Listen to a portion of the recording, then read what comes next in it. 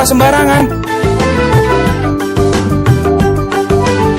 Udah tahu sampah biang masalah, buang sampah pada tempatnya lah. Iya ya, kalau bukan kita siapa lagi? Ayo kita buat Jakarta jadi bersih.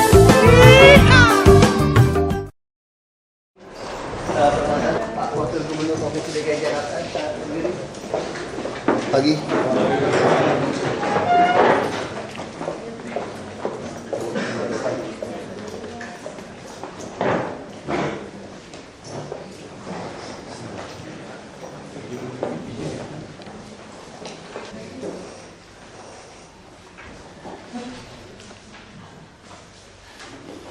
Selamat pagi semuanya. Saya ucapkan kepada seluruh para jajaran Pemprov DKI Jakarta dan terutama juga pada Bapak Wakil Gubernur Provinsi DKI Jakarta. Saya ucapkan terima kasih. Kita sudah jauh-jauh datang dari Malang ke sini dan diterima secara langsung bertemu dengan Bapak Basuki Cahayapurnama atau yang populer dipanggil Bapak Ahok. Ini merupakan sebuah kehormatan bagi kami seluruh sivitas akademika Universitas Muhammadiyah Malang, khususnya jurusan Ilmu Pemerintahan, Fakultas Ilmu Sosial dan Ilmu Politik Universitas Muhammadiyah Malang, menyampaikan salam kepada Bapak Basuki Cahayapurnama karena telah menggunakan waktu sibuknya untuk menerima kami, dan berikutnya kepada seluruh jajaran Pemprov DKI Jakarta yang saya tidak bisa menyebutkan satu persatu. Terima kasih telah mengarrange kita, mengorganize kita sehingga tercipta dialog berdiskusi ini. Jadi Terima kasih. Selamat pagi semua. Saya hormati Ibu Harti Kurnia. Selamat datang di Balai Kota. Mungkin berdiri berkegiatan ya. Susah. Ya, pertama sampaikan mohon maaf, harusnya Pak Gubernur yang menerima sebetulnya surat dari beliau ada kegiatan lain, katanya biar wakil saja yang jelaskan. Nah, saya kira nanti mungkin kita manfaatkan waktu untuk tanya jawab lebih menarik daripada saya bicara lebih panjang. Dan saya juga pernah ke Universitas Muhammadiyah Malang yang ada Naswa, mata Naswa. Ya, seperti yang kami lakukan ini sebagai pembukaan. Di Jakarta ini gini, kira-kira gambarannya gini. Orang bertanya pada kami waktu dari kampanye, lebih mudah Solo, Belitung atau Jakarta? Nah, kami menjawab lebih gampang Jakarta. Kalau semua protes, maaf gitu ya, ini takabur gitu loh, sombong gitu. Tapi kami jujur katakan Jakarta lebih mudah. Kenapa? Karena kalau saya di daerah, kalau di Solo mungkin beda, kalau di Belitung Timur lebih parah lagi kan. Saya ketemu 10 orang, 8 orang itu pendidikannya di bawah saya. 2 pun ya mirip-mirip kalau dibandingkan universitasnya, mungkin saya lebih baik gitu, misalnya gitu ya. Jadi kalau di DKI kita ketemu 10 orang, 10 orang ini di atas saya pendidikannya.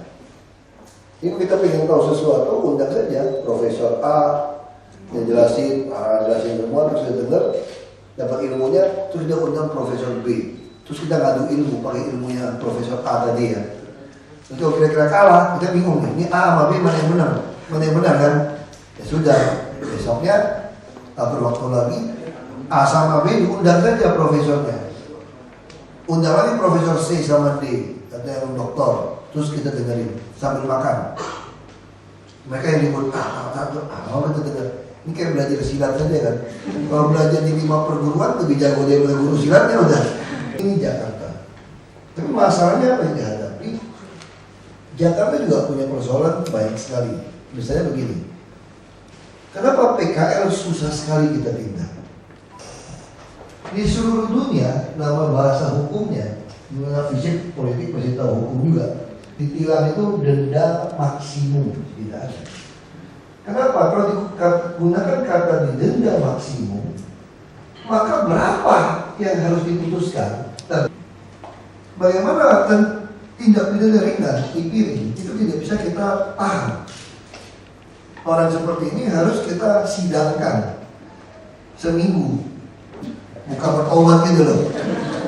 Langsung hakimnya bilang, udah 20.000 deh. Oh, efek jeratnya tidak ada.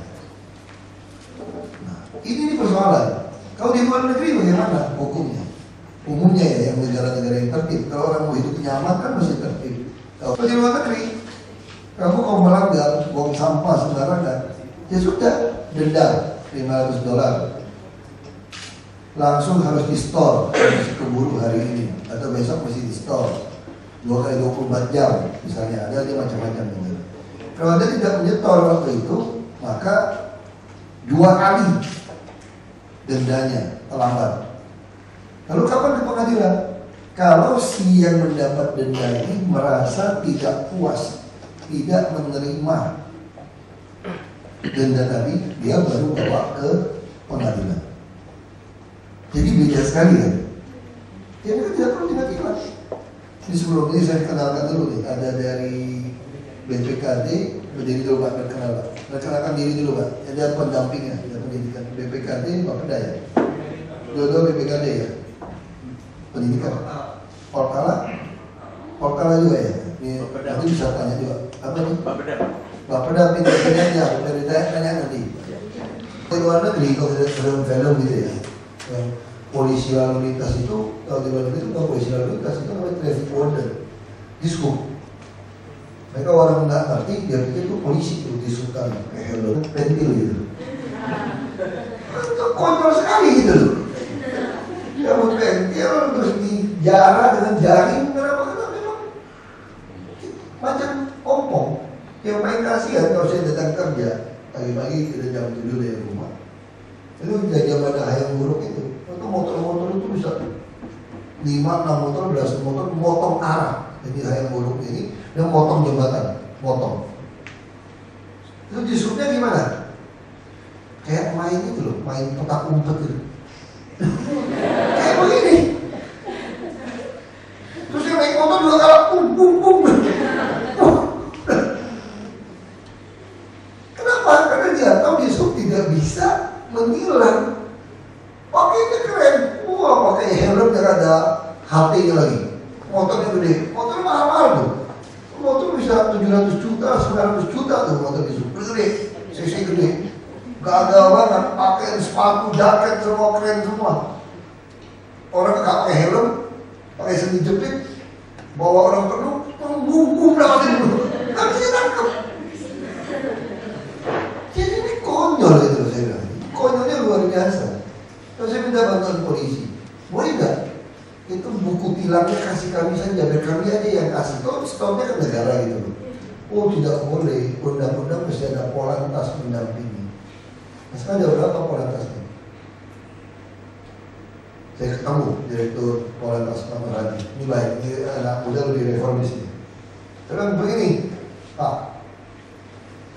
Bapak kan kalau tilang juga ada tilang merah dan tilang biru kan? Biru itu undang-undang mengatur.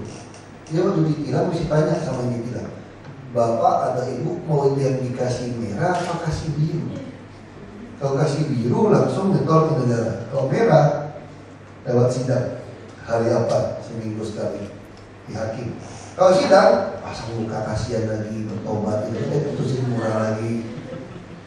Jadi orang lebih takut ditilang supaya daripada tidak paham dia mati. Saya contoh kereta api, perlintasan kereta api. Denda maksimal 750.000 kalau menyeberang lintas kereta api. Tapi kok kasih ke hakim 20.000. Orang nggak takut. Mati, tiap hari dia mati di kereta api. Lupa dia tidak takut. Tapi kalau depan aja. Tapi kalau didenda 750.000 pasti kapok. Dari Papa dari kata pemerintah ya lengkap pemotongannya. Jadi itu yang membedakan kita.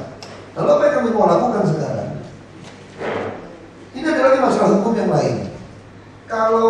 kita bicara tanah ya. Kalau kita lihat di sertifikat BPN, tanah yang tidak bersertifikat ditulisnya apa? Tanah negara. Pemprov DKI ini negara bukan? Iya dong, kita bagian negara ya. Nah, tapi kalau saya perintahkan nih, misalnya dinas Papua, itu ada tanah nganggur tuh, tanah nganggur, kosong. Tolong dipagerin, pakai buat kita. Tiba-tiba ada orang keluarin surat di zaman Bahiola, surat giring buat apa? Kan giring kan dia kan kontrak menggarap, dia tidak menggarap ini. Cuma kaki neneknya pernah menggarap, pohon itu tidak ada lagi. Dia bawa ke pengadilan, bukan PT UN. Saya bisa dilaporkan menyerobot tanah, bukan sebagai wakil gubernur, sebagai basuki pribadi, dan saya bisa dipidana. Ini kontrolnya luar biasa. Jadi semua pejabat tidak berani untuk mengukur tanah, bisa dipidana gitu. Nah, tapi sebaliknya nih, ini jelas tanah kita. Dan lucu, negara mesti mensertifikatkan tanah baru punya kita. Ini lucu nih, mesti disertifikatkan. Diserobot dari orang-orang ini, dia buat rumah, jual-menjual, PLN kasih listrik lagi, PAM kasih air, Telkom kasih. Ini Jakarta ini luar biasa nih. Udah jelas di bantaran sungai, banjir marah sama kita. Tinggal di bawah sungai gimana? Kan saya sudah 30 tahun Pak di sini. Kalau itu pindah. Maaf, 3 juta meter. Ini tanah negara. Ya uang perohiman loh Pak, ada aturannya. Kenapa kita tidak melaporkan dia ke polisi penyerobotan tanah?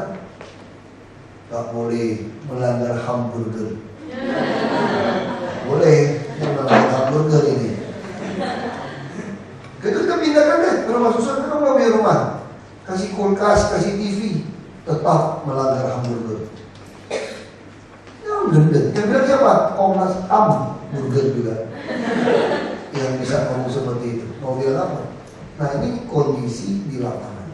Yang lebih lucu lagi nih, itu peluit, waduk peluit, itu semua itu hasil pengurukan oleh Endang Wijaya, Endang Cai, dan masuk penjara.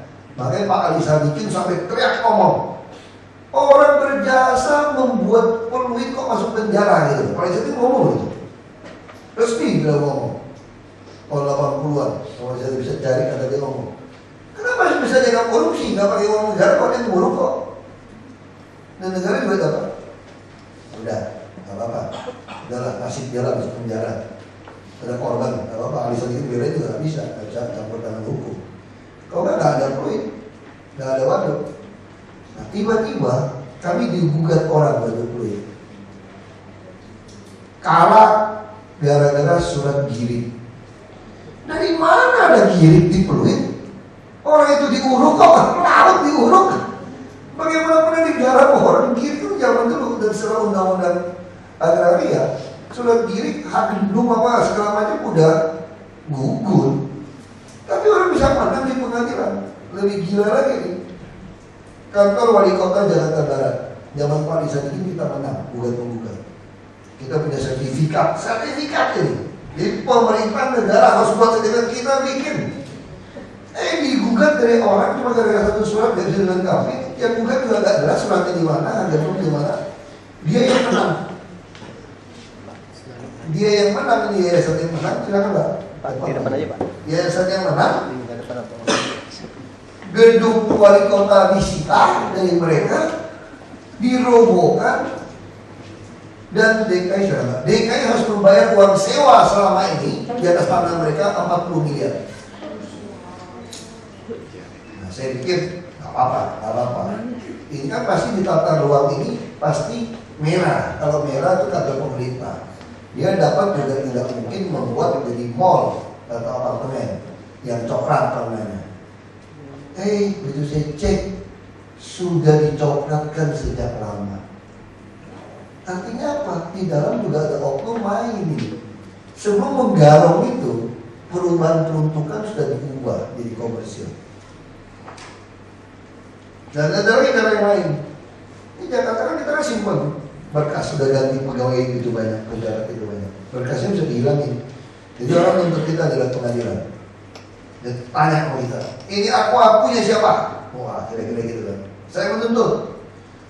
Yang punya Pemprov, buktikan mana punya Pemprov. Kita nggak bisa buktiin karena berkasnya juga hilang. Lalu karena nggak bisa membuktikan, yang nanya ini, dia kalau itu punya saya, dia juga punya bukti kan? Terus menangin dia, pasti nggak? Jadi ini memang edan nih, negara kita ini setengah-setengah mulai edan sebetulnya. Jadi antara waras sama nggak waras itu nggak jelas sekarang. Saya pun suka tanya-tanya sama saya kalau ngaca, saya masih waras apa enggak ya? Kok rasanya saya agak aneh-aneh sendiri gitu loh. Ini lama-lama kita jadi bingung, ini waras apa enggak kita? Tapi ini situasi yang kita hadapi. Padahal kalau kita bicara dengan gampang, sederhana sekali ngurusin Jakarta sebetulnya. Misalnya contoh, ya semua sungai, waduk, ya dinormalisasi. Dibesarkan sejak zaman Belanda, dinormalisasi, kalau banjir pun cepat kurut, kalau soal volume gitu loh. Yang udah turun dia pasangin pompa. Tapi kenapa tidak bisa? Karena semua sungai penghubung didudukin orang. Kayak jembatan Merah, jembatan besar, kita mau potong air supaya Gunung Sari nggak terlalu tinggi. Marah, bolok yang tinggal di situ. Ini udah 20 tahun, 30 tahun tinggal di sini ya, tidak pernah tuh rumah pompa buka air di sini katanya. Wah, jadi merasa kayak ditutup supaya buat rumah. Nah terus semua sungai, waduk itu ada salurannya penghubung. Ada 800 lebih saluran penghubung. Kalau tidak musim hujan kering nggak saluran penghubungnya? Ya, kering. Namanya saluran penghubung untuk memindahkan mana yang penuh, mana yang ini supaya bagi rata. Itu dibuat buang sampah, motif pertama. Buang sampah kayaknya sayang juga membuat sampah ya. Ada poin-poin yang dikumpukin juga supaya lebih bagus. Habis itu jadi kios disewain. Oknum RW, oknum lurah kebagian, jalur hijau. Nah ini udah 20-30 tahun. Nah, sekarang kita mau gusur ini. Apa jalur kurang aja apa? Saya sejak tahun 74 tinggal di sini. Tahu nggak Bapak? Tahun ini. Ini fakta. Dia ngamuknya seperti itu. Lalu Belanda, lama-lama Belanda juga udah bilang, Belanda jajah kita lebih baik, orang lebih takut ya, ditembak tuh macam-macam. Belanda mendesain semua sungai itu ada jalan inspeksi 7,5 meter supaya sungai itu bisa dirawat. Nah itu jadi ada jalur alternatif. Tapi di Jakarta semua sungai jalan inspeksi semua sudah dibikin. Yang paling jelas kalau turun dari bandara ke sini mereka balik pesawat atau kereta. Kalau dari bus, kalau dari dari pesawat turun lewatin tol, ada banyak kanan barat. Wah, rapi kau marah kedip-kedip lampu disco. Itu apa namanya? Kali jodoh. Menarik. PKR itu, pedagang kaki lima. Kau nggak bayar berapa di DKI untuk tanah 2x2 meter, 4 meter persegi ya? Ya dari maghrib mau menjelang maghrib sampai tengah malam. Preman 20.000, oknum kelurahan 20.000. Nyambung listrik lagi, nyolong nggak dari mana, ada oknumnya lagi 20.000. Ada kebersihan tergantung dagangannya. Tapi rata-rata 40.000 dan 60.000. Nah kalau saya ambil yang paling rendah 40.000 untuk 4 meter persegi, berarti 1 meter persegi dia nyewanya buat sehari, seperti 3 hari kan, 10.000 per meter ya. Kalau 10.000 per meter, sebulan berapa? 300.000 per meter. Ini ilmu ekonomi nih. Kalau Anda sewa di pinggir jalan, tidak ada toilet, tidak ada AC, tidak ada keamanan, seperti garis 300.000 per meter, dibandingkan dengan di mall yang tutup terpal di tengah-tengah ada juga yang buat toko. Berapa sewanya? Hanya 150.000 sampai 200.000 per meter per bulan. Nah kenapa tidak mau sewa di mall saja? Malah saya di mall dia suruh bayar 2 bulan dibuka, 2 tahun dibuka. Ini kan harian, itu 2 tahun dibuka. Lalu atas nama rakyat kita punya 150 PD Pasar Jaya, pasar rakyat, kios-kios, sama lobby ada puluhan lokasi binaan. Kenapa mereka tidak mau sewa di situ? Yang di PD Pasar Jaya. Padahal harganya cuma 500 rupiah per meter per hari. Murah kan? Dia kerjasamakan sama swasta yang pasar. Lalu orang harus bayar 20 tahun di nikah. Ya bonyok.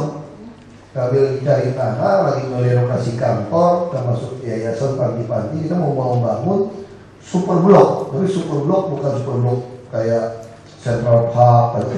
Kita akan mulai taruh mereka tinggal di situ, pasarnya harian. Jadi dia bantu modal. Nah ini untuk ngatasi itu, tapi kita juga paksa PKL masuk. Kalau akan selesai, kita akan dorong masuk, termasuk perumahan. Tapi perumahan ada lagi mainnya, oknumnya. Pikir-pikir manusiawi juga. Apa Bapak jual? Kalau dia jawabnya bilang begini, saya dari lahir sampai umur 67 tahun itu tinggal di pinggir sungai, tidak ada uang. Sekarang saya dikasih pemerintah rusun, dan ada yang mau over sewa di rusun, kasih saya 45 juta. Kos-kosan juga berapa kamar? Kan lumayan kan, income kan 300.000 satu orang lumayan. Kalau dapat orang kos 1,2 juta, dulu ya menikah lagi lah, jadi yang lebih muda 67 tahun. Jadi Anda tinggal di mana? PNS yang kerja di rumah susun, mikir lagi manusiawi juga. Wah kurang ajar dia orang. Dikasih rumah dapat 45 juta. Kita kerja setengah mati ngurusin. Ya udah, setiap rumah masuk 10 juta. Atau tidak mau kasih pada orang, disewainnya ke mahasiswa. Bayar kosnya berapa? Satu rusun 1 sampai 2 juta. Udah dapat duit itu, nyetor 150.000 tidak mau, ditilep juga. Utang 2 miliar blok itu semua. Kalau tidak, program kami semua tidak jalan. Sediakan rumah susun saja mendorong orang untuk normalisasi sungai dan waduk. Ada kulkas, ada flat TV, ada hamburger, bukan hak asasi manusia, bukan. Ini hamburger ini masih melanggar katanya. Nah apalagi kita tidak sediakan. Kami siap 2 tahun, sekarang tahun ini bisa 5.000, 6.000. Sampai di jalan kita mulai dorong orang masuk. Tapi di sini nggak colongin, nggak jual belikan, sepakat lagi sita lagi nih. Kepada dia perumahan saya tanya, berapa lama bangun rusun? Ya bisa 1,5 2 tahun Pak. 1 hari. Masih pinter juga. Ya udah dirazia, taruhnya lain, dibuatkan surat perjanjian baru. Jadi ada beli di balik nama. Saya minta itu masukkan ke dalam BPKJ supaya ada rusun, biar ketahuan itu siapa. Kalian masukin datanya, kurang aja kan. Dia terus tukar terus jualan, dia buka rewet di situ semua. Kita sepakat, yang namanya firman Tuhan kalau kita ubah deh. Itu aja tafsirnya beda-beda. Udah itu urusan akhirat aja udah. Kita pun nggak tahu akhirat benar apa nggak ada. Aminin aja ini. Percaya, ya udah saya nggak sepakat percaya. Karena KTP saya ada agamanya, kalau yang itu percaya aja udah. Tapi peraturan RT RW ini pemerintah tahu. Cari terus alasan supaya tidak, biar nggak ada. Itu namanya perselingkuhan berjamaah namanya. Maksud saya kalau ada KTP sesuai namanya dia mau jual mobilnya dia repot. Nah, sekarang silakan. Semua yang masuk harus kasih KTP. Kalau dia tidak pindah KTP, pindah ke rusun ke tempat lain boleh? Boleh, kita tanya. Apa sudah kaya mendadak? Kok luar biasa orang tinggal di rusun tiba-tiba jadi kaya punya apartemen? Atau dapat janda kaya, duda kaya, besan kaya, kita nggak tahu kan? Kalau benar kasih pindah. Nah ini yang mau kita lakukan sekarang. Karena banyak yang ditemukan kasus orang yang punya rusun itu dia dapat, dia punya rumah, dia sewakan. Jadi waktu kami menggusur di sungai-sungai, itu banyak sekali orang yang mampu punya 10-20 unit dia sewakan. Nah ketika kami maksa mereka masuk, kan per unit 1 harus tinggal di sana, paksa suruh anak buahnya, saudaranya untuk tinggal. Itu biasa itu khas banget. Masih pakai horden, tertutup, lampunya siang masih nyala. Ya bayar, nggak apa-apa. Sambil jadi pembeli penyewa. Nggak ada yang tinggal di situ. Nah kita masih razia malam-malam. Razia juga bisa galak-galak kalau oknum RW RT-nya terlibat sama ini. Orang saya bisa diancam mau dibakar, mau digolokin. Udah kirim brimob, bareng awal. intimidasi, apalagi Komnas HAM dulu. Ahok sedang mengintimidasi warga miskin dengan turunkan brimob. Orang saya diintimidasi, tidak apa-apa. Mau digolokin, nggak pelanggar HAM itu. Nah, ini cara ngambil sisi hukumnya seenak jidatnya. Nah, ini yang kita lakukan. Kalau ini sistemnya jalan, bertahap akan mudah tangani Jakarta. Termasuk soal banjir, macet, asal penegakan hukum. Jadi kunci cuma itu. Kalau Anda mau hidup nyaman, Anda harus tertib. Kalau mau tertib, penegakan hukum. Penegakan hukum pasti kesannya tidak menyenangkan. Makanya pemerintah menyandang senjata untuk apa? Untuk menegakkan hukum. Tapi tugas pemerintah juga adalah mengadministrasi keadilan sosial. Nah, ini yang penting. Nah, kalau ini sudah lakukan, tidak ada yang susah. Jakarta jauh lebih enak. Ketemu semua staff, kita ngomong apapun, ketemu aja, karena pintar semua. Gak perlu kita ngajarin. Jadi kalau saya di Jakarta itu, saya gak pernah latihan otak lagi. Makanya profesor dengerin A, B, gitu kan. Saya di sini gak perlu latihan otot tiap pagi. Kayak otot sarafnya itu agak rendah. Kalau nggak stroke kan, kalau nggak kuat kan. Jadi otot jantung, otot saraf, gitu. Itu bisa latihan otot aja. Kalau yang itu nggak perlu. Ya, tapi jangan belajar yang ekstrim gitu ya. Saya coba sakit punggung, udah tua nggak bisa lagi. Pull up yang terlalu keras. Nah itu bisa dari saya kira tanya jawab saja. Biar lebih tanya apa aja. Silakan, terima kasih. Baik, untuk saya ucapkan juga selamat datang kepada para pendamping dari Kepala Bapeda, Kepala BKD, Kepala BPKD, Kepala Dinas Pendidikan, Kepala Biro Tata Pemerintahan, dan Kepala Biro Organisasi dan Tata Laksana. Terima kasih Pak Ahmad, ternyata kami dilengkapi semua dengan seluruh jajaran di pemerintah Provinsi DKI Jakarta. Baik, untuk pertanyaan pertama akan dibuka satu termin dulu. Akan ada berapa termin? Oke, untuk pertanyaan pertama dibuka 4 penanya. Yang pertama, yang dari Resita, yang kedua baru Raja. Assalamualaikum warahmatullahi wabarakatuh. Terima kasih sudah diberi kesempatan bertanya di sini. Nama saya Resita Wijayani. Saya dari Pasuruan dan Universitas Pesona Malang, jurusan Ilmu Pemerintahan. Di sini saya mau bertanya kepada Bapak Wakil Gubernur. Tadi kan untuk Bapak kan bahas tentang orang-orang yang mendirikan bangunan di tanah milik negara. Nah, itu kan orang-orang kalau mau diusir, itu katanya kan minta ganti rugi karena dia bilang udah mendirikan bangunan itu sekitar 70 tahunan. Nah, di sini udah jelas itu kan tanah milik negara. Jadi tidak apakah orang-orang yang mendirikan bangunan di tanah milik negara itu udah pergi apa belum? Dan jika belum, apa tindak lanjut dari Pemprov DKI untuk mengatasi orang-orang yang mendirikan bangunan liar itu? Kan kalau dibiarkan semakin bertambah tahunnya, otomatis kan mereka makin minta lebih bayarannya. Sudah, terima kasih. Assalamualaikum warahmatullahi wabarakatuh. Assalamualaikum warahmatullahi wabarakatuh. Selamat pagi. Terima kasih atas kesempatan yang diberikan kepada saya. Nama saya Raja. Saya berasal dari Balikpapan, Kalimantan Timur. Saya mahasiswa semester 2. Sebelum ke pertanyaan, saya ingin menyampaikan kepada Bapak Wakil Gubernur, Bapak Ahok, bahwa saya sejatinya mengidolakan Bapak sebagai salah satu tokoh birokrat.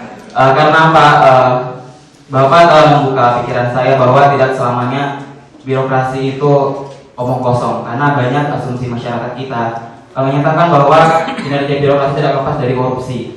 Jadi begitu melihat sosok Bapak, figur dari Bapak, saya yakin birokrasi itu masih bisa tetap berinovasi untuk memberikan pelayanan publik yang lebih prima.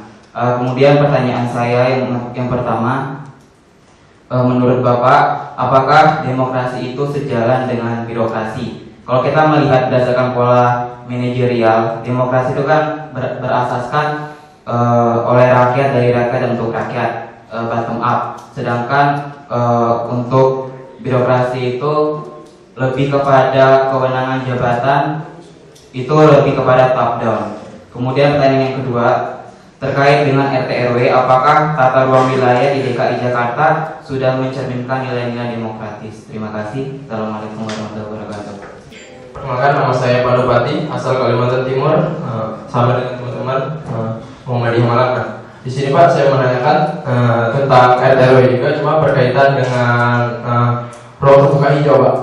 Karena pertama kali saya datang di Jakarta sangat terlihat sangat minim ruang terbuka hijau dan sangat mencolokkan gedung-gedung tinggi. Pernah saya membaca suatu artikel, memang Jakarta terkenal dengan malnya. Kalau tidak salah data yang saya dapat, di Jakarta ini memiliki 94 mall, kalau tidak salah saya pernah baca. Nah, menurut Bapak gimana mengatasi para kapital yang mungkin semakin lama mungkin tidak akan berhenti, mungkin malah akan menambah mall-mall yang ada di Jakarta? Mungkin sikap Bapak sebagai wakil gubernur untuk mengubah Jakarta ini seperti apa saat itu? Mungkin ini bebas ya pertanyaannya, mungkin ini pertanyaan iseng-iseng aja Pak. Nah, ini tentang Twitter Pak ya. Kan saya sering itu melihat tentang akun Twitter Trio Macan tuh Pak, tuh Twitternya galak-galak tentang Bapak tuh. Jadi saya menanyakan itu gimana sih Bapak melihat Twitter yang sering beringas-beringas tentang menanggapi Bapak? Mungkin hanya itu. Terima kasih. Cara hadapi pungut liar, kami rubah strategi. Sekarang kita mau cari wali kota yang lebih nekat. Jadi kita akan langsung, saya dengan polisi, kita akan menggugat mereka sabotase tanah. Nah, persoalannya sekarang polisi sudah oke, jaksa yang harus disamakan persepsinya. Jangan sampai nanti berkas kita dibalik-balikin. Karena jaksa bisa merasa ini bukan sabotase, ini masalah pendapat atau apa. Nah, kalau kita samakan, nanti bawa ke sidang. Nah, kita mau menteror mereka balik, kira-kira gitu, teror tanda kutip. Tapi pesan Pak Gubernur kan kita masih manusiawi. Nah, gitu kan. Jadi yang udah terlanjur, yang udah puluhan tahun, ya sudah kita negosiasi. Ya ada juga yang ada dana, ada kerohiman, ya kita kasih lah, kasihan juga. Tapi yang pantas, mereka yang bilang pokoknya gak usah mikirin kan itu dari mana. Pokoknya 1 meter 3 juta, kurang ajar juga. Itu kita biarin. Kalau kayak gitu kita hajar. Kalau kayak gitu saya juga lumayan dong. Kita petakinnya 100 meter di Monas, mumpung masih wagung. Jadi kalau pergi, pokoknya 3 juta. Ya 30 miliar lumayan deposito. Ya 150 juta dia pulang kampung nggak beli hitung anjing dia hari kerjanya. Ada bunga deposito. Konyol gitu kan kalau gitu. Nah kita, tapi untuk yang baru-baru kita mulai pidanakan. Jadi untuk jalan-jalan inspeksi sudah kami rapikan, yang pinggir sungai, termasuk yang punya ruko, yang punya showroom kami sikat semua. Ternyata tuh gini, jadi nyoloknya tuh menarik tuh Jakarta nih. Tadi kan pakai rumah-rumah kardus di pinggir-pinggir. Sudah tahu orang beli mampu. Udah aku beli aja deh. Orang pakai rumah kardus saya kasih 5.000 juga demen tuh pakai dia. Pakai punya saya dong. Bikin kue tansi, jual belinya. Jual beli apa? Kue tansi ada bukti dari dia. Begitu ada ruko atau showroom, dia bebasin juga dari orang ini berapa juta. Dia jual lagi, dia bikin tembok tutupin. Gak ada izin IMB, orang P2B, sokok aja, pusing amat. Kok peraturannya gampang di Jakarta, jangan minta izin lama, bangun dulu. Udah jadi, gak bisa dibongkar juga kan? Kalau dibongkar, saya bilang aja belum. Bongkar rumah saya tanpa izin, bongkar dulu tuh yang lain. Wah, saya pernah disemprot. Semua orang kritik saya dikejar RSM. Mana nih Pak, bukti Bapak? Banyak pelanggaran di Jakarta. Ayo bongkar dong katanya. Maksud saya bakar setengah Jakarta, saya bilang. Lebih dari setengah pelanggaran kok. Itu bicara dong terbuka hijau, salah. Nanti masuk terbuka hijau, itu caranya ngatasi. Cara koboi udah. Setengah preman terserah kamu nilai. Selanjutnya terserah Anda. Itu iklan taks gitu kan. Itu udah bingung.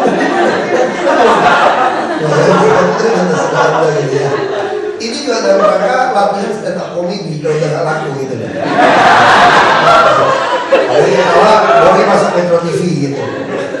Kalau kamu gak jadi pejabat lagi, kamu gak bisa masuk TV kecuali jadi stand up comedy. Nanti malah pada stand up comedy lagi. Nanti istri saya kan gak lucu tuh. Gak lucu juga tonton tuh ketawa tuh. Gak lucu kan, tonton juga ya. Si Raditya itu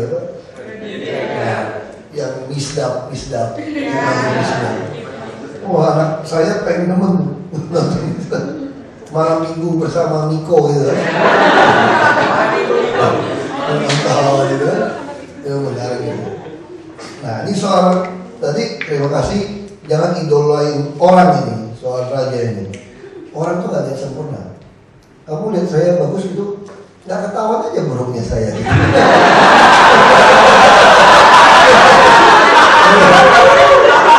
Yang penting taat sama konstitusi, bukan sama konstituen. Kalau sama konstituen nggak laku kita bisa ketakutan kita sama orang. Kemudian konstitusi saja, ikutin aturan saja. Jadi kata Pak Jokowi, kita sudah duduk berdua. Orang bilang kita bagus, hebat di mana? Kita juga kaca-kaca dan berdua. Ini hebat di mana? Kami berdua hanya melakukan apa yang seharusnya pejabat lakukan sebetulnya. Nggak ada yang lebih kami sebetulnya. Kami hanya melakukan apa yang seharusnya dilakukan oleh seorang pejabat. Orang bilang kita hebat, mungkin yang lain tidak lakukan. Jadi kelihatan yang minus pun jadi bagus. Itu aja sebetulnya. Sederhana sistem itu. Nah, jadi kita ngomong, jadi ditanya lagi, sejalan nggak dengan birokrasi demokrasi? Demokrasi kita itu dikebiri sebetulnya. Akhirnya tidak sejalan. Misalnya contoh, birokrasi itu harusnya tuh paling nurut sebetulnya. Tergantung bos istilahnya kalau PNS. Kalau bupati gubernurnya perintah nyolong, nyetor, ya nyetor gitu. Kalau atasannya nggak nyetor, ya nyetor. Dia takut kehilangan jabatan, takut dipecat. Tapi kalau atasannya baik, dia juga akan kerja baik. Tapi kalau udah eselon tinggi-tinggi nggak baik, kenapa? Deposito udah banyak, pecat-pecat deh, udah banyak. Bunga saya lebih gede dari gaji saya, dia nggak takut. Tapi kalau yang dia masih gede dalam, apa bisa dalam lebih banyak? Nah kayak itu mesti kita pecat pelan-pelan. Nah demokrasi kita tuh dikebiri. Dikebiri gimana? Ini teori kuno nih. Ini teorinya Konghucu nih. Kalau kepalanya lurus, maka bawahnya tidak berani tidak lurus. Konghucu itu tekong yang di kelenteng-kelenteng yang perutnya gede itu. Jadi dia buat agama, dia filsuf, dia ajarin seperti itu. Matakin, saya agama Konghucu. Ajarannya luar biasa banyak sekali. Sampai dia bilang, seorang pejabat itu harus memandang kebenaran dan cinta kasih lebih berat, memandang ringan keuntungan pribadi. Nah, itu banyak sekali pelajaran dari dia soal konsep. Nah, salah satu kalau kepalanya lurus, bawahnya tidak lurus. Nah, lalu kenapa pemilu kada kita, pilkada kita boleh dikatakan gagal sebetulnya? Tentu tidak 100% gagal, tapi mayoritas gagal. Kenapa mayoritas gagal? Karena kita mengkebiri demokrasi. Seharusnya ketika kita memutuskan demokrasi sebagai pilihan mengganti kekuasaan, mengganti rezim, daripada dulu potong kepala kan nggak lucu. Jadi demokrasi ini dibilang terbaik, enggak, ini buruk dari yang terburuk lah kira-kira. Gak ada pilihan kita. Masa orang yang gila, ya asal dia kelihatan agak waras sama profesor yang pintar, gak sekolah, sama. Waktu saya diskusi dengan orang Amerika, seolah Amerika hebat. Orang hebat di mana Amerika? Kalian membangun konstitusi Anda dengan cara orang miskin, budak, perempuan tidak berhak karena konstitusi Amerika didirikan dari orang-orang kaya, bangsawan-bangsawan yang lari dari Inggris. Lalu mereka membuat ini semua aturan. Nah kita tiba-tiba dibebaskan seperti ini. Yang tidak sekolah sama yang sekolah sama teriaknya. Satu orang satu suara. Amerika menjadi presiden itu mesti kumpulin tiap negara bagian 1 poin. Kalau menang di negara bagian itu. Kita tidak tiap 3 provinsi. Makanya Balikpapan, Kalimantan Timur, cuekin aja di Jakarta aja 1 kecamatan lewat tuh belum begini. Aja orang cuma berpikir Jawa saja. Sudah cukup untuk menang jadi presiden. Coba kalau dibagi nanti sistem yang bisa jaga demokrasinya. Tiap provinsi kamu menang di provinsi itu 1 poin. Jadi 34 provinsi kamu harus kumpulkan ya kira-kira ya 18 lah. Betul kan? Baru kamu bisa jadi presiden. Sehingga ke provinsi yang 1 juta penduduk pun dia harus datang. Karena 1 juta penduduk sama misalnya, itu cuma pemikiran saja. Kalau tidak ya pasti di sini yang menang, yang paling besar. Di Amerika tidak. Jadi Amerika tuh lebih mikirkan. Tiap negara bagian pakai poin, bukan one man one vote. Jadi kamu bisa dapatin suara banyak, yang milik kamu banyak seluruh Amerika, tapi kamu tidak jadi presiden karena kamu tidak menguasai provinsi-provinsi tadi, negara bagian tadi. Itu pertama. Terus kedua, bukan promosi Amerika, tapi juga demokrasi di dia ya. Kita nggak mengenal demokrasi, kok negara Asia tidak pernah mengenal demokrasi. Negara Asia dari kerajaan zaman dulu, kita ya keturunan Ken Arok, yang bulu tunggul Ametung. Ya di Roma juga gitu, ada si Brutus gitu kan. Itu sama yang itu, Cina, Jepang, ya bunuh-membunuh untuk bisa berkuasa. Arab juga gitu dulu, bunuh-membunuh. Nah demokrasi ciptakan barang karena mereka sadar kerajaannya salah. Mereka waktu lari kan dari Inggris kan, buatlah demokrasi. Tapi kita nyonteknya nggak ikhlas nyonteknya ini. Misalnya, kalau di Amerika, kalau kamu mau jadi pejabat, kamu bukan cuma melaporkan harta kamu kepada KPK seperti sekarang. Kalau sekarang saya mau jadi calon gubernur, wakil gubernur, saya melaporkan ke KPK berapa mobil saya, rumah saya, tanah saya. Lalu KPK datang di surat TV, sedang memeriksa calon wagub di rumahnya.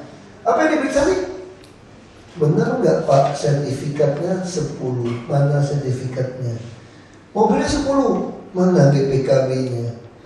Karena kalau itu dilakukan banyak maling nggak bisa jadi pejabat lagi, repot. Nah itu udah salah. Terus kedua, di Amerika, kalau saya pengusaha menjadi pejabat, saya harus menyerahkan usaha saya pada sebuah trust fund. Saya tidak bisa kelola, harus publik yang kelola. Lalu kalau ternyata perusahaan saya lebih kaya, lebih untung daripada perusahaan sejenis lainnya, saya diperiksa. Apakah saya memanfaatkan posisi saya untuk menguntungkan perusahaan saya? Kalau kita enggak, itu yang terjadi sama Taksin kan tuh dari Thailand. Dia tidak korup, tapi dia manfaatkan pengetahuannya untuk saham jual beli segala macam itu di situ. Nah kita di sini terbuka peluang. Nyolong aja saya ketangkep kok. Masalahnya di situ. Nyolong aja nggak apa-apa, saya nggak ketangkep. Kalau mau nyolong yang banyak supaya di penjara bisa pilih penjara yang mau pakai karaoke, pakai AC, mau studio. Kalau kamu miskin susah masuk penjara. Terus boleh pulang, bisa punya anak lagi di rumah gitu kan? Bisa diatur semua gitu. Ya sekarang mungkin udah enggak, jangan bahayula gitu ya katanya ya. Jangan macam-macam. Makanya orang nggak suka masuk penjaranya KPK. Kenapa? Udah ada AC gitu lumayan. Tidur 3 orang, terus toiletnya kelihatan pendek. Wah, tuh pintu itu kecil, kalau dikurung seharian stres itu. Orang lebih suka pindah ke Bandung, ya apartemen, udara sejuk, bisa penuh. Tiap kali pindah penjara, dapat remisi. Jadi kalau setahun kamu dipindahin 3 kali penjara, tiap penjara boleh remisi sekali, 3 kali lumayan.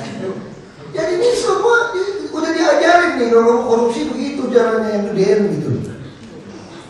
Nah, untuk KPK bagus. Dia kalau menggunakan TPPU, tindakan pidana pencucian uang, bisa sita semua.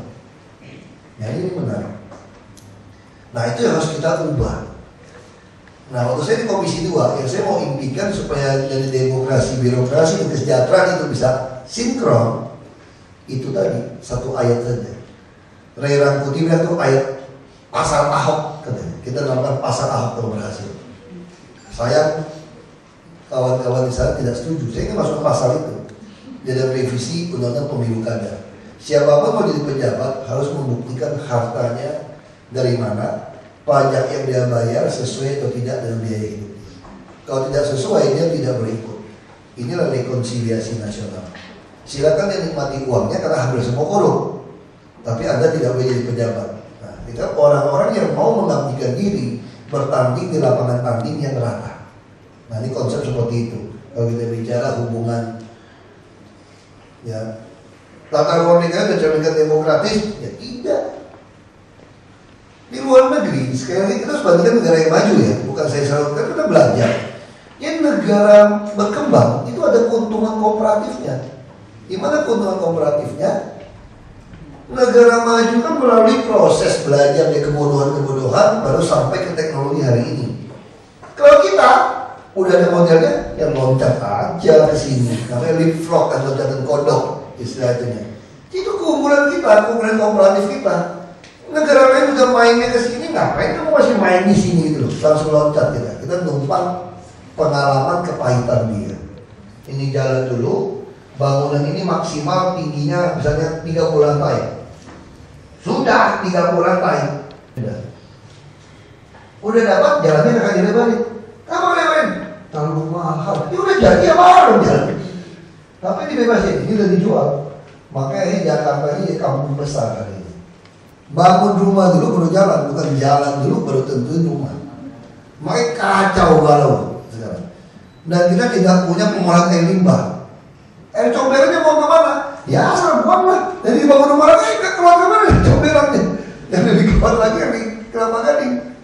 3 pengembang. Kalau udah bukan tanah liat, dia bikin got bagus lebar sungainya. Jadi kalau demokratis tidak. Yang berkuasa yang bisa menang. Kalau kamu punya tanah, bikin jalan. Ya, ini cerita nih, ini cerita nggak tahu benar apa enggak. Ini cerita dari Banjir Kanal Barat. Banjir Kanal Barat itu yang sekarang, itu bukan Banjir Kanal Barat. Makanya dibuat Cengkareng itu yang dipotong. Itu masih diterusin lagi tuh sampai ke Pesanggerahan, baru belok. Dia betul-betul satu Jakarta sampai barat, sampai ujung baru ditutup. Ada tanah-tanah orang hebat katanya. Gak boleh, tanah saya dipotong. Ya udah gak boleh, kita belok sini aja deh. Gak jadi belok ke situ. Ini Jakarta. Nah jadi pola pembangunan itu, ya makanya kita masuk ke sini kan, ajak ribut. Jadi kalian harus, bukan saya emosional, enggak. Saya gak emosional loh. Apalagi di pelawak kan udah kan. Coba kalau ada keki daripada sini nyesek jantungan, stroke. Mendingan pukul meja, pukul kan udah pasti energi bang gitu loh. Kalau cabut pistol kan pasti kan, pukul meja kan enggak. Nah itu lepasin.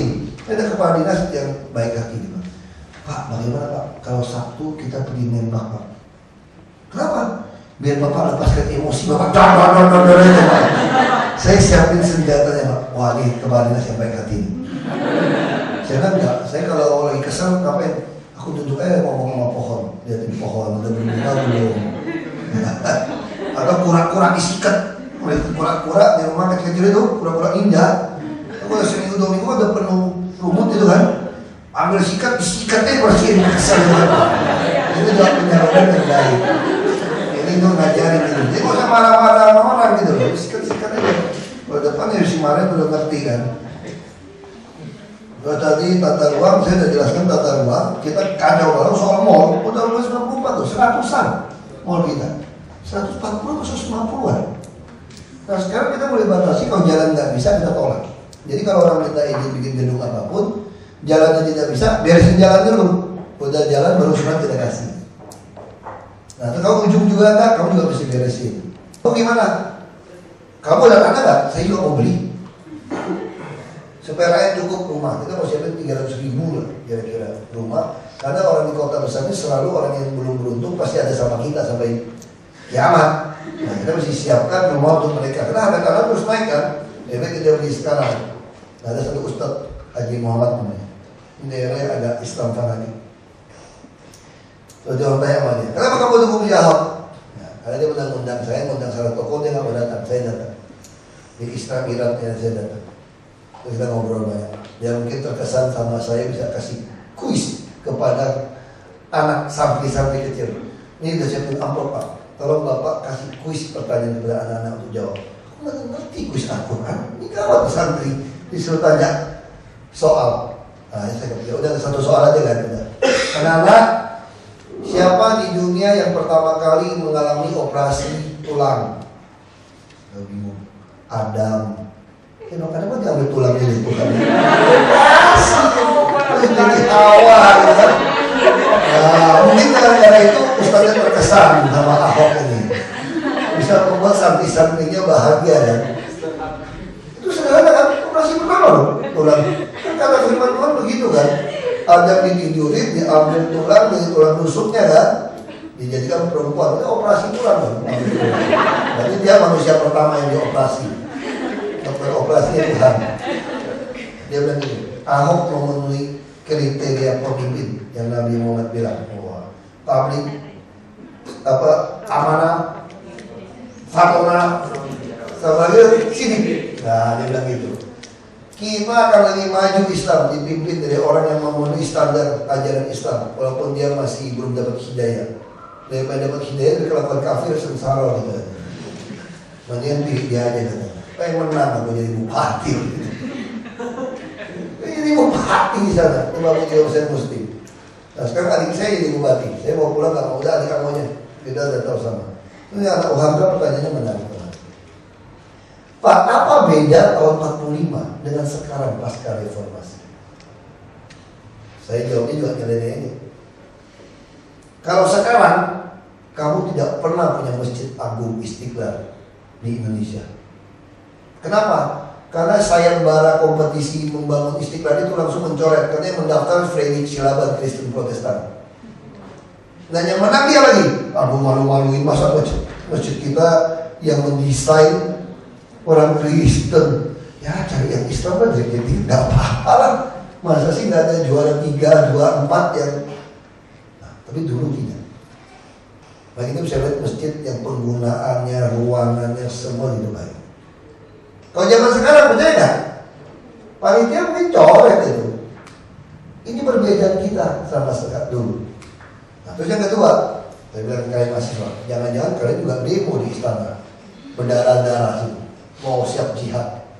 Gara-gara nggak ada uang, Bung Karno putuskan mau bangun Monas apa masjid Istiqlal nih, nggak cukup uang nih. Bung Karno putuskan stop masjid, selesaikan Monas. Kalau sekarang bisa demo berdarah-darah ya mahasiswa, mungkin Muhammad Jamal juga datang dulu dari mana untuk ikut memperkuat menjatuhkan presiden, karena presiden memutuskan membangun Monas lebih dulu. Saya penasaran, saya tanya Bang Megawati, kenapa Bung Karno putuskan seperti ini ya? Terus ibu bilang ini, Bung Karno bilang umat Islam itu mayoritas di Indonesia. Kalau Monas tidak selesai, belum tentu ada yang mau menyelesaikan. Kalau Istiqlal tidak selesai, pasti orang Islam akan menyelesaikannya. Jadi tidak usah khawatir, kita mayoritas. Nah sama negara ini, ketika kenapa Piagam Jakarta bisa dilepas di Pancasila? Apakah minoritas yang ngalah? Bukan, mayoritas Islam yang demi menjaga keutuhan NKRI. Ya NKRI ini bisa utuh kalau umat Islamnya yang mayoritas, yang ngerti toleransi, yang ngerti menjaga keutuhan. Orang minoritas nggak ada toleransi, orang minoritas apa yang mau toleransi? Ini mayoritas. Nah, satu lagi, saya ketemu ada tokoh ormas yang agak sedikit keras. Saya ketemu punya kakak angkat itu juga alirannya mirip-mirip Taliban itu teman. Dia pernah ke Afghanistan teman. Ini kakak angkat saya betul, dari bapak ibu, bapak. Dan kita ketemu. Ada salah paham. Mereka bilang saya mau menutup semua madrasah pesantren di Jakarta. Wah ini omongan di luar nih, kayak macam tweet itu lah. Mereka ketemu sama saya ditanya nih, apa betul seperti itu? Terus saya tanya begini, saya nggak tahu cerita ini benar apa enggak ya. Ini cerita dari guru agama Islam saya. Kalau salah kamu koreksi saya. Nabi Muhammad sholat di Mekah, dilemparin air kencing sama tai dari Yahudi. Nabi Daud ketika dilemparin tanah saja dari keluarga Saul, raja yang dia ganti karena dia waktu itu juga digulingkan anaknya. Panglima Daud itu udah bilang, mau aku potong nggak kepala yang kurang ajar jiranya? Daud bilang jangan. Nah saya bayangkan waktu itu panglima-panglimanya Nabi Muhammad, waktu orang lempar, oh di sini ada yang tai sama air kencing aja nggak kena, kita di bawahnya minta mulu kalau tai orang ini. Nabi Muhammad pasti panglima udah mau sembeli itu kepala si Yahudi brengsek. Nabi Muhammad minta tiap hari dilemparin, bukan masa hari 2 hari. Satu hari kagak ada yang lemparin. Terus Nabi tanya, mana ya tukang lempar tai itu ya? Kok hari ini kok gak ada yang lempar kita? Katanya sakit. Terus Nabi pergi besuk itu si Yahudi kurang ajar itu. Di situ dia dapat hidayah jadi seorang muslim. Nah sekarang pertanyaan saya, kalau dipenggal kepalanya kemarin, dapat hidayah nggak dia? Nggak mungkin. Nah sekarang saya pertanyaan sama kakak anak temannya. Ahok pernah lempar air kalian nggak sih waktu sholat? Waktu lempar air kencing? Nggak pernah kan? Seandainya saya lempar kalian pun saya bilang dengan air. Kalau kamu mengikut Nabi Muhammad yang baik, kamu pun tidak penggal kepala saya. Hari ini baru lewat masjid kamu lagi sholat, aku sholatnya kamu bisa keluar pukulin gua tuh. Jadi kamu mengikut Nabi Muhammad atau bukan? Saya bilang kalian. Ini jelas gitu. Nah hari ini tiba-tiba kita dibolak-balikan, tiba-tiba kita musuhannya luar biasa. Nabi udah kasih contoh teladan seperti ini. Jadi hari ini saya kasih contoh kan. Momennya malam bisa-bisa datang demo di istana kalau gara-gara stok masjid Istiqlal. Kalau sekarang ya situasinya ya. Nah ini harus kita mulai ngerti konsep ini. Demokrasi kita tuh harusnya seperti itu. Kita sama-sama dibutuhkan orang nasionalis, bukan bicara orang-orang. Nah saya terjawab, saya ngerti sekali konsep ini. Makanya saya nggak pernah sakit hati. Jadi kalau dia nantang saya, aku ajak bertinju satu-satu. Nggak peduli. Nggak terlalu kecil kan badan aku kan. Lumayan lah, saya pukul masih kenceng juga. Jadi kadang-kadang itu. Nah kita masih ya udah lah. Demi kepentingan nasional kita kadang-kadang ya mau tweet apapun. Lo nonton film ini nggak? Soekarno. Pas nonton tuh film itu. Ketika Bung Hatta ngomong-ngomong sama Bung Karno, semua pemuda salah paham sama Bung Karno kan. Seolah-olah dia anti Jepang, padahal dia nggak bisa lawan Jepang. Sampai dia izinkan suruh pelacur dia makan gadis diperkosa tentara Jepang. Itu Bung Karno sakit sebetulnya. Dia tahu nggak bisa lawan belum saatnya. Terus ada Romusa suruh foto Bung Karno spesimen. Bung Karno tetap salah lakukan demi untuk merdeka. Lalu orang menganggap dia salah paham dan dia itu anti Jepang segala macam. Lalu Bung Karno jawab ini waktu ditanya dari Bung Hatta, apa kita sanggup mensejahterakan rakyat yang 70 juta ini? Bung Karno diam besar, itu Bung Karno bilang kita sanggup. Tapi dia juga ragu, kalau kita nggak pun generasi berikutnya, penerus kita akan sanggup lakukan. Ini siap dimakan di siang nanti? Enggak ya? Ini udah punya rencana makan siang gimana nih? Sudah ya? Oh. Terima kasih. Saya beberapa hari yang lalu membaca berita bahwasanya Bapak Ahok itu ngamuk di forum terkait ada perusahaan yang akan memberikan beberapa unit bus. Di situ terjadi perdebatan yang sangat alot. Tiba-tiba Bapak disuruh ngamuk, lalu keluar ruangan dengan tiba-tiba. Pertanyaan saya, apa alasan Bapak kok sampai mengamuk seperti itu? Apakah itu istilahnya kan tidak memberi contoh kepada anak buah Bapak tentang sikap Bapak tersebut? Kalau saya amati Bapak ini tidak takut mati gitu Pak. Kalau bahasa Jawa itu tidak punya hudul Pak. Izin. Bapak kayaknya itu ngomong cepat-cepat. Dan saya hargai, saya ingin seperti Bapak. Sumpah, saya ingin menjadi Bapak. Terus yang kedua tentang pemimpin bangsa ini, bahwasanya beberapa jam yang lalu saya membaca Detikcom bahwasanya Bapak kalau dipinang oleh Partai Gerindra, saya belak-belakan saja Pak, karena Bapak dari Partai Gerindra, Bapak akan mundur dari DKI. Bahwasanya Bapak kemarin kan sudah istilah janji bahwasanya saya akan memimpin DKI Jakarta sampai 5 tahun ke depan sesuai dengan sumpah janji jabatan. Kalau menurut saya, ayo Bapak itu istilahnya usaikan dulu, tunaikan dulu tugas Bapak 5 tahun. Kalau menurut saya pribadi, lalu Bapak 2019 monggo silakan. Seperti itu saja Pak. Terima kasih.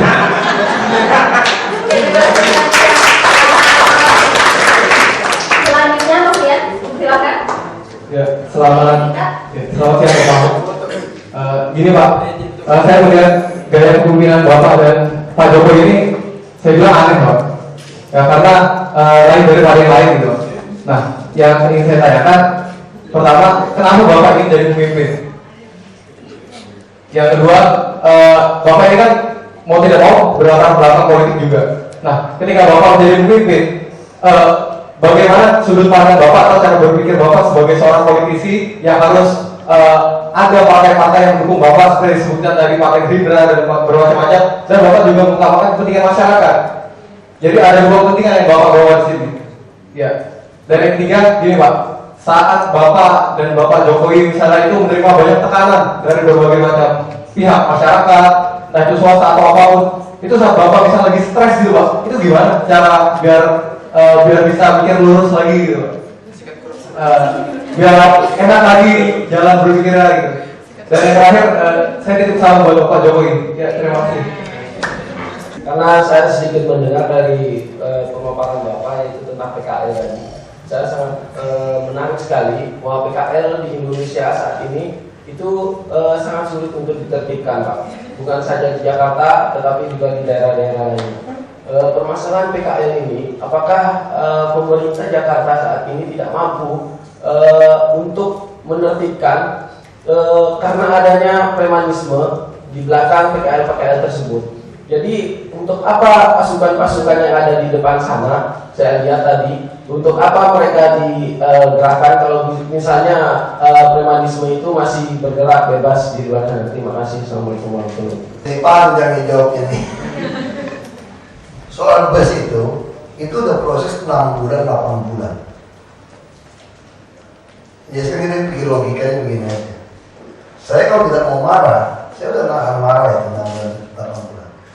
Perusahaan kan begini, di Jakarta, jembatan, pos polisi, itu ada iklan semua. Swasta mengambil membangun jembatan, membangun pos polisi, membangun halte, lalu dikasih kompensasi pasang iklan. Boleh tidak? Boleh. Untung tidak si swasta? Untung. Dibanding untung DKI, untung siapa? Swasta. Anda udah tahu. Swasta dan untung nih. Itu pun boleh.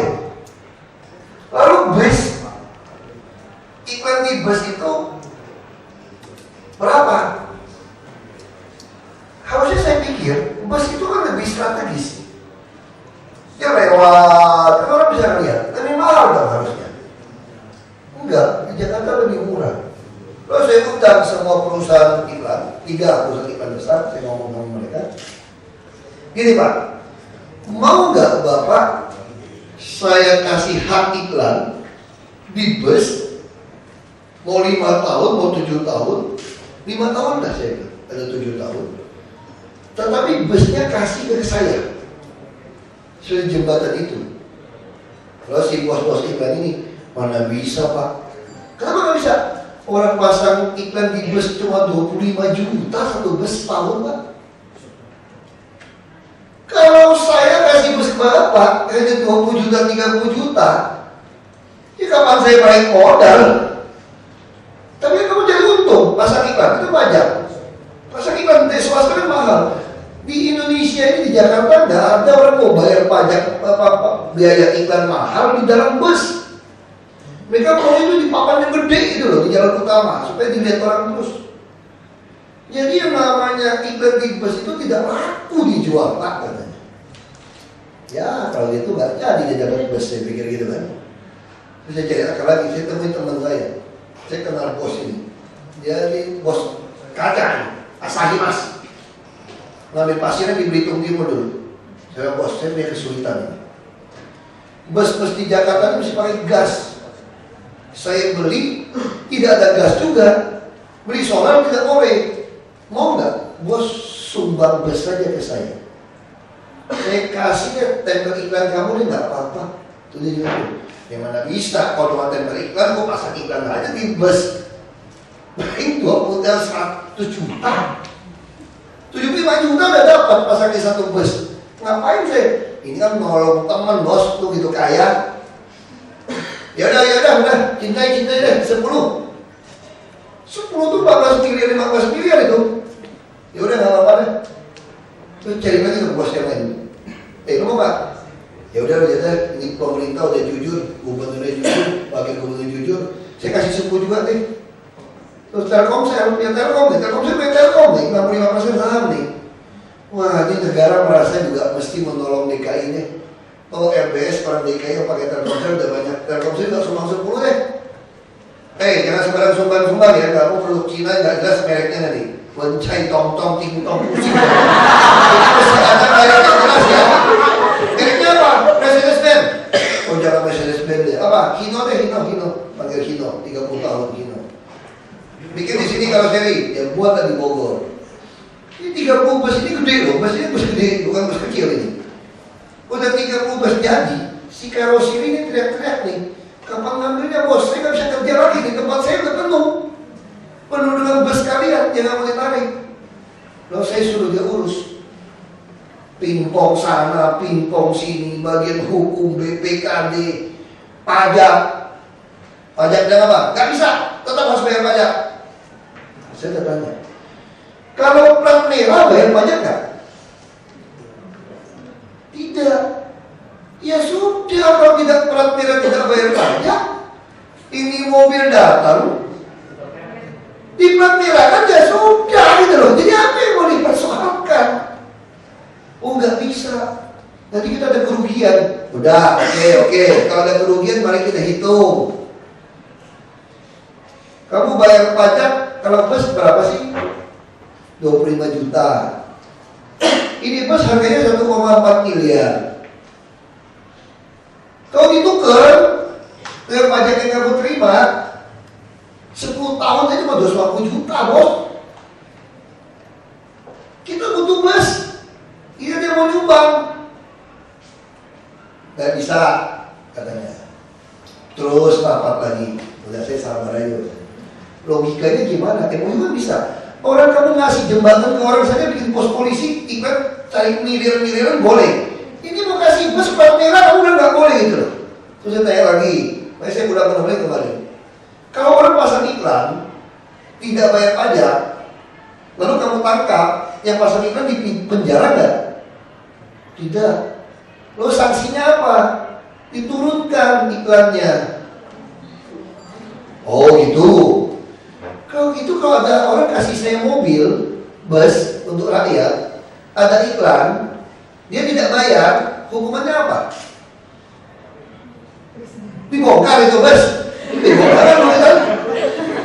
Terus berapa banyak iklan di luar yang tidak pernah Anda bongkar gitu loh, main semua. Ini bus nyata, barang nyata Anda tolak 30 biji. Sudah, masih nahan. Nah ini sudah Pak, sudah selesai Pak, selesai Pak. Nanti kita buat berita acara penerimaan. Akhirnya Maret ini serah terima, selesai. Terus pengusaha kan dikasih dong draft kesepakatan itu. Begitu kita baca draft di pengusaha, kaget minta ampun.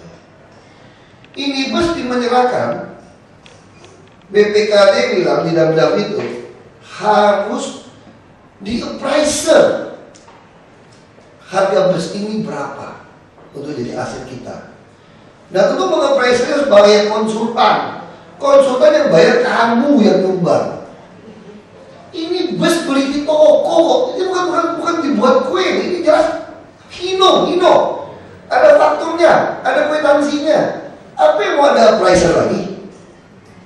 Dia beli ada kwitansi, ada faktur pajak. Saya udah kesel.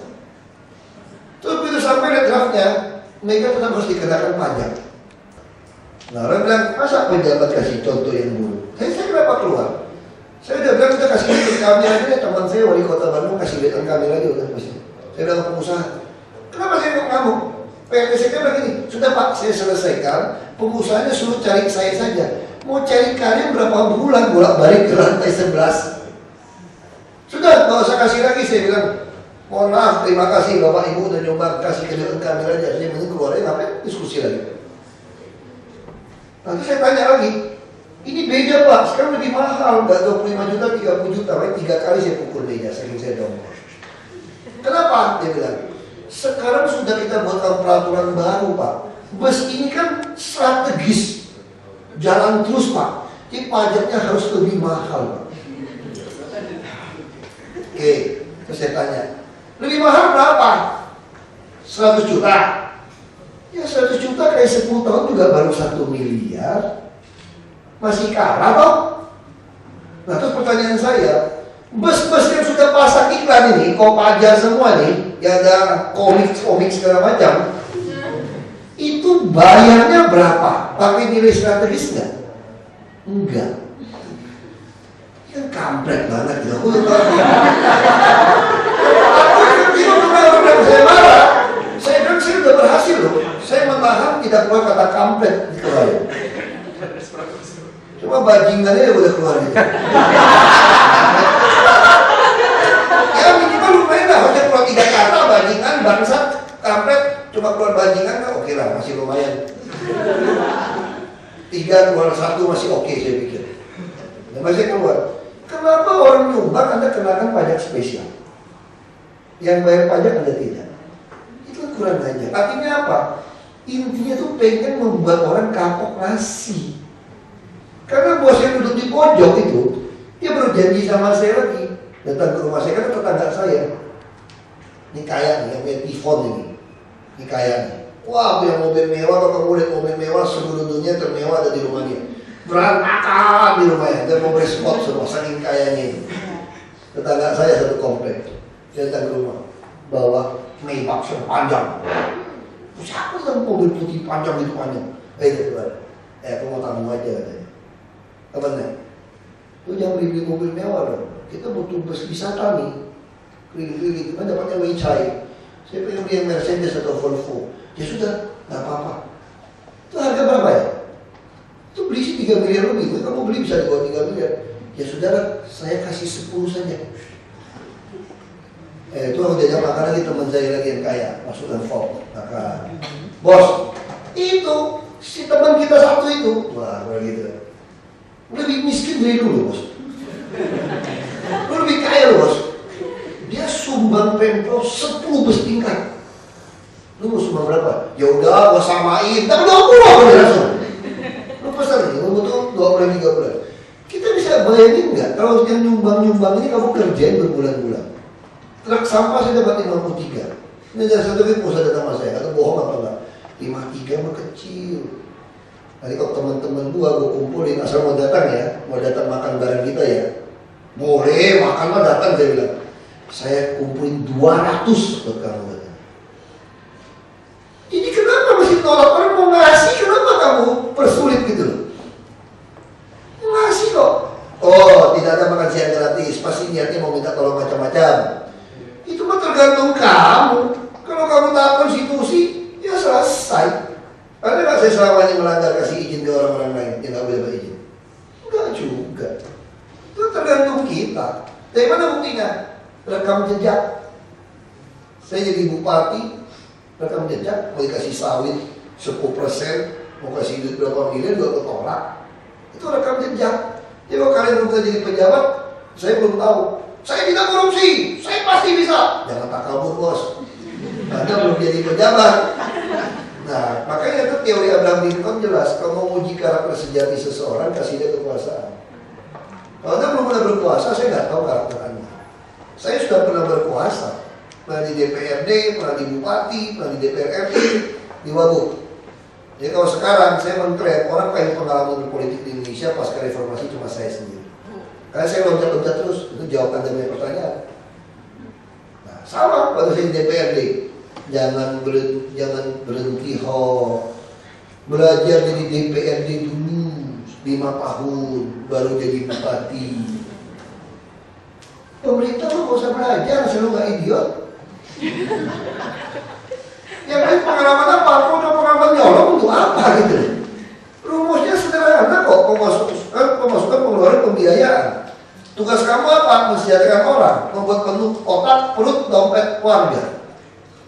Kan itu aja, otaknya penuh, ya budaya seni penuh, pinter. Perut penuh, sehat, makan banyak. Dompet penuh, mampu beli. Itu aja tugas kita. Setiap sen kita hemat. Memasukkan diperinci, karena ini uang rakyat. Tapi yang susah jadi pemerintah. Nah saya berhenti kenapa? Bukan saya ambisi. Kalau saya ambisi, saya selesaikan dulu 10 tahun bupati. Nanti umur 50 jadi gubernur, umur 60 baru ke DPR RI. Nanti 62 DPR RI, 67 baru berhenti. 67 udah agak malas kampanye, 67 calon DPD, sampai 72 baru pensiun. Tapi rakyat nggak bisa nunggu. After tahun 2015 tahun depan. Dulu saya tak kabur, kenapa berhenti dari gubernur bupati. Saya pikir kalau 8 tahun 2007 saya jadi gubernur Babel, saya sanggup siapkan Babel untuk after. Dan infrastrukturnya. Lalu gagal dicurangi. Saya pikir mau Sumut. Sumut 7 tahun saya sanggup. 2012 saya pasti jadi gubernur di Babel. Saya nggak mau buat DPR ini karena nggak sanggup saya siapkan Sumut Babel 3 tahun. Makanya saya bilang saya mau ngincar Jakarta. Jakarta infrastruktur siap. Saya mau ngincar Jakarta. Supaya saya bisa siapkan AFTA. Nah sekarang kalau nggak ada presiden yang baik, kalau benar saya dicalon menjadi presiden pun, maju saya. Kenapa nggak maju? Karena bisa kontrol polisi, jaksa, semua presiden. 560 anggota DPR RI, walaupun dia kompak, tidak bisa membuat revisi satu pun ayat undang-undang kalau tanpa presiden. Tapi seorang presiden bisa membuat perpu setahun tanpa DPR. Ini hebatnya presiden itu. PNS pengumuman 4C tangan presiden. Jenderal apapun mau 1 bintang presiden. Kalau bisa, kenapa enggak? Tapi mana mungkin orang mau jadi presiden? Persoalannya kan double sial begitu. Mas tahu diri juga begitu. Udah lu Cina, Kristen lagi. Itu ada selebaran kemarin Cina lagi tes politik 2014. Ahok mau jadi presiden. Itu memang bangsa itu kondisinya. Kita lebih suka yang ngaku seakidah asal biar korup gak apa-apa gitu. Nah ini memang satu perjuangan yang panjang, tidak mudah untuk ke situ. Tapi ya sudah, gak apa-apa saya pikir. Ini fakta politik, realita politik itu. Kalau mau pengalaman, saya pengalaman. Saya pernah di panitia anggaran DPRD. Saya pernah jadi ketua partai, pernah jadi sekjen partai nasional. Saya pernah dari ngumpulin KTP sampai ikut verifikasi partai. Saya pernah di badan legislasi. Saya di komisi politik, panja aset tanah semua. Saya pengalaman, bukan saya ngomong sombong. Untuk di Indonesia kamu nggak bisa cari selengkap saya. Kenapa? Karena saya loncatnya terlalu banyak. DPRD 7 bulan berhenti, Bupati 16 bulan berhenti, DPR RI 2,5 tahun berhenti. Ya sini jangan berhenti lah. Kalau berhenti jadi gubernur aja. Kalau partai minang gimana? Kan kita anggota partai. Ya saya kan bilang juga sama bos partai, kan Bapak tugaskan saya untuk DKI. Kok diajak jadi wapres? Kok Pak bilang, kan kalau wapres dapat kan lebih hebat kekuasaannya, bisa ngatur DKI. Semua APBD kan mesti disahkan oleh Mendagri. Mendagri tidak sahkan, nggak bisa pakai. Jadi sebenarnya presiden itu bisa kontrol semua kabupaten kota dan provinsi. Tapi peraturannya itu tidak mesti berhenti sekarang. Jadi kalau nggak jadi wapres, nggak jadi presiden, balik lagi jadi gubernur, wakil gubernur. Apa Anda tidak mau naik lebih tinggi untuk menyelesaikan persoalan negara ini? Januari 2015 ada AFTA. 2015 banyak sekali kontrak-kontrak minyak asing yang selesai. Anda punya presiden yang berani nggak go to hell Amerika? Saya mau Pertamina kerjakan semua ladang minyak saya sekarang. Nggak ada bagi hasil. 85-15, apa-apaan kalian. Pergi sana. Kita gak kalah teknologi kita. Anda bisa punya presiden seperti itu? Itu pertanyaannya. Kalau ada kontrak lagi 25-30 tahun, mampus saya gitu. Minyak naik itu tinggi. Nah ini ada, jadi di tengah hutang itu banyak jatuh tempo. Kita masih ada celah keunggulan. Di mana? Kontrak minyak akan banyak berakhir mulai tahun 2015. Anda harus pertahankan. Nggak sambung. Kita ambil alih, Pertamina kerjakan. Bisa lebih hebat kita daripada yang Kuala Lumpur itu. Apa? Petronas, ya Petronas. Kita bisa. Nah itu balik lagi ke soal Anda berani atau tidak? Kayak itu Papua, Newmont, termasuk yang itu kan, itu isi gunung emas. Kontraknya apa? Berani ya kamu? Kalau mereka selesai kontrak, Anda ambil alih. Dibuat tekanan berani Anda seperti Bung. Kita mah dikurung juga nggak apa-apa di Indonesia. Beli makan ikannya ya, ubi, nasi semua. Ngapain pusing? Kamu mau ngapain aja juga nggak takut? Kamu mau nyerbu? Kita dulu nggak punya senjata yang benar-benar hadap-hadapan. Ya kan? Jadi ini semua ini balik ke soal itu. Jadi saya bukan petinju yang sembarangan tinju. Saya harusnya pulang jadi gubernur Bogor. Jakarta nggak jelas bisa ikut, nggak bisa ikut. Saya bilang nggak pulang. Ini pepatah kuno Tiongkok nih. Kuda yang baik tidak makan rumput di belakangnya. Masa gue baik lagi jadi gubernur Bogor? Saya udah dapet kok, cuma nggak dilantik, dicurangin. Kalau saya dicurangin lagi, bodoh. Kalau dia jatuh di lubang yang sama. Kalau di DKI, semua orang dengar, banyak wartawan dengar. Kita ngomongnya apa adanya, itu pemikiran. Bukan popularitas, saya sampaikan pemikiran-pemikiran kok. Gimana cara ngatasi ini semua? Ini semua pemikiran yang kita lakukan. Ya, kalau Bapak bilang tadi, takut mati. Semua orang takut mati lah. Saya punya rumah lumayan, rumah saya lumayan loh. Ada kolam renang, ada kebun. Ya, lumayan lah. Anak-anak juga baik. Ya, rumah saya nggak terlalu jelek. Lantai kayu. Kamar saya itu AC 3. Supaya dingin, nggak usah kebencang. Kalau mau dingin-dinginan ya dia. Nah, pertanyaannya, kamu mau mati nggak? Kalau ada posisi kayak gini baru. Mana mau mati? Udah enak kok gitu. Kita mau Tuhan tak campur tangan, 7 turunan juga tak miskin. Anak-anak sekolah yang baik, kita punya harta, punya aset. Dijual tanah juga kaya, deposito juga bisa. Siapa yang mau mati? Pertanyaannya, kalau kamu ditakdirkan Tuhan mati, kamu takut mati nggak? Mati juga. Kalau saya takut tidak jadi mati, saya mau takut sekarang gitu loh. Tidak jadi mati kan? Jadi kalau udah visanya habis, ya udah gitu loh. Mau ngapain? Saya pemikiran positif. Saya pesan sama istri saya, kalau ada tugas negara yang harus mati, kamu jangan kremasi saya. Ini kamu stres, kamu lupa kamu kremasi lagi saudara, mau ambil gampangnya. Dibuang ke kantor debunya nih. Jangan loh, kalau mayatnya ketemu kirim ke Belitung saya bilang. Minimal kenapa? Jadi satu objek wisata dong. Pada itu kubur Ahok yang mana gitu kan? Kayak yang tulis melengkapi Laskar Pelangi kan? Melengkapi kampung Laskar Pelangi aja kan lumayan dia bilang. Terus yang kedua saya bilang, terus itu mati adalah keuntungan. Kenapa untung? Coba kamu lihat Marilyn Monroe, John F. Kennedy, Bruce Lee. Kamu nggak tahu tuanya kan mukanya kan? Keren terus, muda terus, karena nggak pernah tua dia. Orang mati muda kan nggak pernah tua. Nah, jadi orang katanya juga yang bagus-bagus gitu kan. Terus kamu orang tahu nih, kamu mati gara-gara berjuang untuk tegakkan konstitusi nih. Wah, kamu jadi pahlawan baru, teman saya bilang itu. Kamu kaya pun nggak bisa pilih cara mati saya kalau Tuhan takdirkan seperti itu. Itu kayak para pahlawan yang mati, kamu bisa gantian Sudirman mati dengan cara dia? Bisa. Itu udah digaris tangankan. Ya sudah, yang penting beli asuransi lah supaya anak istrinya ada duit juga gitu kan, tambah gitu. Nah, kalau dibilang tekanan, kalau dibilang aneh, tadi sudah cerita dalam politik, politisi, bagi saya taat konstitusi, bukan konstituen. Partai politik tidak sejalan dengan saya untuk nolong rakyat, saya tinggal. Tegas. Karena Anda sudah berbohong. Semua partai politik dirancang untuk rakyat. Kalau kamu itu saya tinggal, tidak ada urusan. Saya dari dulu main politik sangat tegas. Kalau kamu tidak mau sudah. Karena saya berjuang untuk rakyat. Saya yang bilang, lagi stres ya. Saya lagi stres, lagi makan es krim gitu banyak juga. Saya enggak. Kenapa diam gitu? Ya enggak. Nah, saya suka duduk diam. Saya jam 5 pagi, saya udah bangun setengah 5, jam 5 saya udah naik ke atas. Saya suruh duduk diam, ya sambil olahraga senam jantung, ya mikir-mikir macam-macam gitu, kita pikirin. Ya, itu aja sih kalau stres. Ya, baca firman Tuhan, cerita nabi-nabi itu, nabi-nabi stres nggak kira-kira gitu. Tapi yang dikerjain, itu sangat menolong saya. Cerita nabi-nabi dulu, Musa, segala macam itu, belajar Yusuf, nah saya jadi ngerti.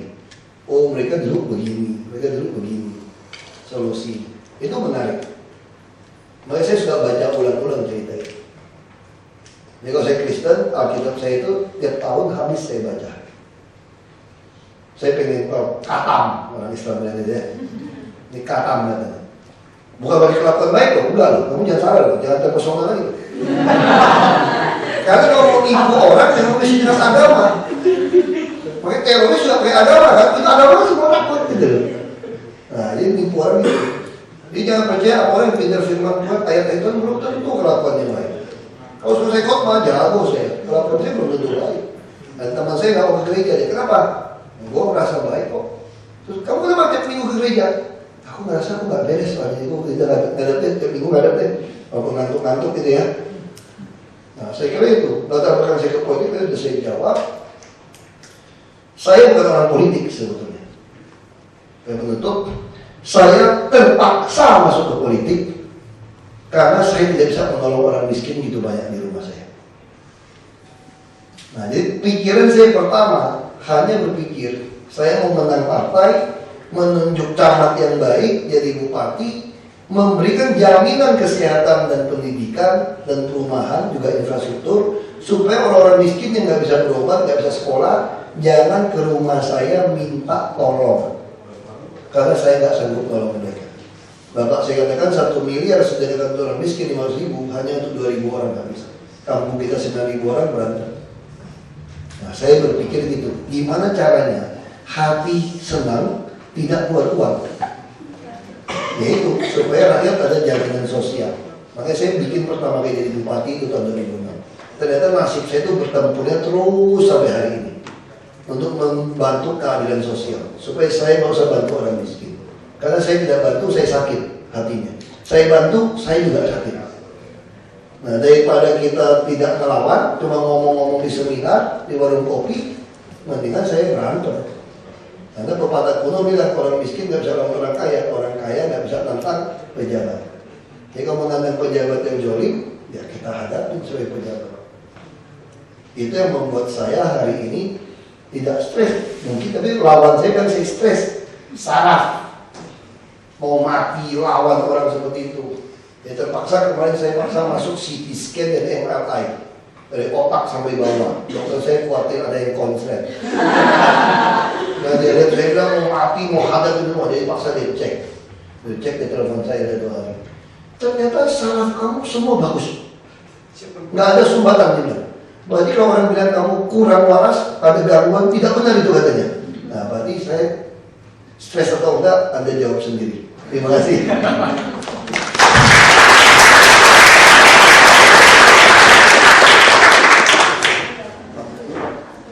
Silakan. Ada mau berapa? Mau foto bersama gimana caranya? Baiklah, karena dialog ini sudah selesai, akan saya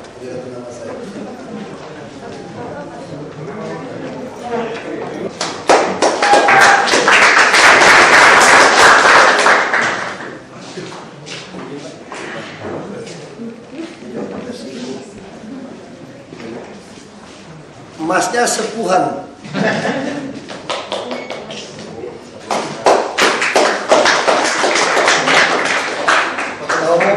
Mau foto di luar ya? Silakan.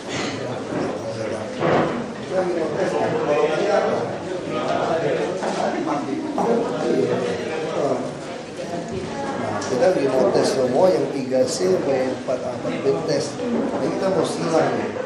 Kita punya kemampuan, kita bukan dari oleh energi ilmunya, tapi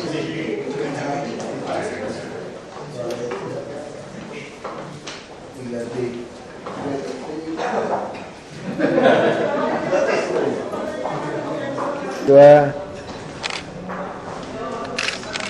Pak. baik itu. Terima kasih.